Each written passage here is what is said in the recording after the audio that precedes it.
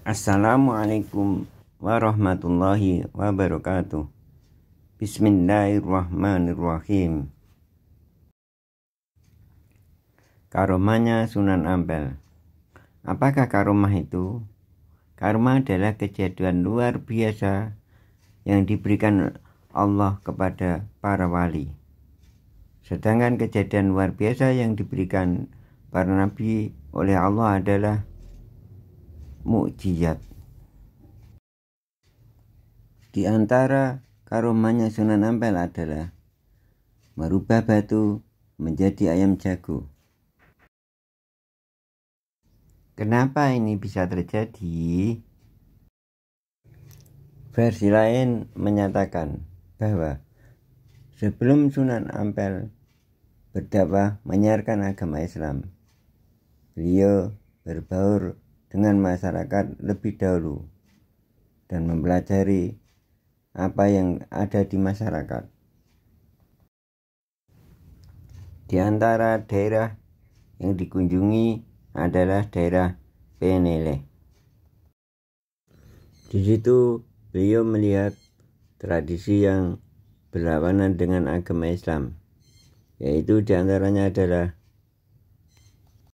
bersabung atau adu jago, judi, minum-minuman, dan lain-lain. Di situ beliau ikut sabung ayam, namun tidak ikut taruhan karena taruhan adalah larangan agama. Di sana, bolehkah aku ikut bersabung ayam? Saya ingin mencoba ayam jago saya. Mereka bertanya, "Hei orang asing, berapa taruhannya kalau kamu ikut bersabung ayam?" Di sana, saya tidak mau bertaruh. Saya hanya ingin mencoba ayam jago saya ini. Baiklah, ayo kita mulai. Satu persatu ayam mereka terkalahkan. Bahkan yang paling jago nomor 1 juga terkalahkan oleh ayam Sunan Ampel. Kemenangan jago Sunan Ampel menjadi penasaran masyarakat yang menontonnya dan bertanya-tanya, siapa mereka itu? Kenapa ayamnya tak terkalahkan? Mereka tertarik dan ingin berguru kepada Sunan Ampel. Dengan senang hati, Sunan Ampel menerimanya dan mulailah beliau berdakwah kepada mereka untuk menerangkan ajaran agama Islam. Dan beliau juga menerangkan kenapa jagonya bisa menang. Ini adalah pertolongan Allah. Bagaimana agar ditolong Allah? Caranya adalah masuk Islam dan ninggal molimo. Di antara molimo yang dilarang agama Islam adalah berjudi atau bertaruh seperti sabung ayam tadi. Satu persatu akhirnya banyak yang masuk Islam dan meninggalkan tradisi-tradisi yang dilarang oleh agama Islam.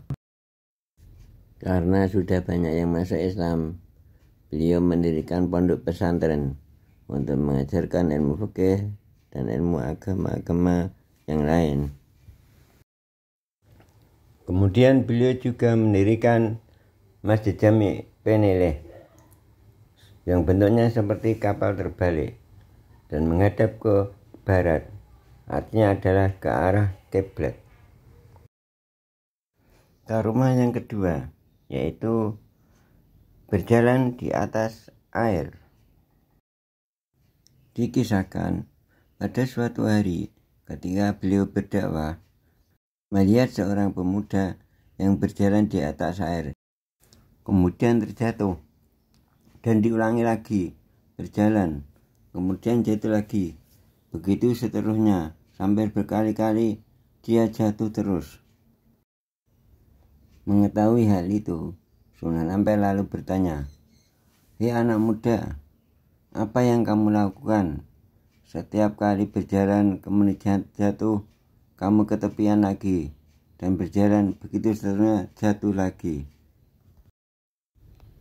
"Aku seorang petapa yang ingin meringankan tubuh saya, sehingga saya nanti bisa berjalan di atas air menyeberangi sungai tanpa jembatan." "Lantas, siapa engkau?" tanya pemuda tadi. "Aku adalah seorang pengembara." "Lantas, sudah berapa lama Kisana melakukan tapa itu?" "Aku melakukan pertapaan ini sudah 12 tahun, namun sampai sekarang belum ada hasilnya." "Masya Allah, selama 12 tahun kamu belum berhasil. Kenapa kamu tidak berhenti?" "Itu bukan urusanmu, Pak Tua. Dulu aku tidak bisa menyeberang, sekarang bisa menyeberang walaupun hanya separuh." Sunan Ampel lalu bertanya, "Kalau 12 tahun sudah bisa menyeberang separuh, berarti kurang 12 tahun lagi untuk bisa menyeberangi sungai ini." "Sudah, pergi sana orang tua, urus dirimu sendiri. Aku tak melanjutkan pertapaanku." Akhirnya Sunan Ampel pun pergi meninggalkan pemuda itu. Anehnya, beliau meninggalkan pemuda itu dengan menyeberangi sungai dengan berjalan kaki dan tidak tenggelam. Perilaku tersebut diketahui oleh pemuda itu. Akhirnya pemuda itu mengejarnya dan menyembahnya. "Ampun Pak Tua, ternyata Pak Tua adalah orang yang berilmu tinggi. Jangan menyembahku anak muda, menyembahlah hanya kepada Allah.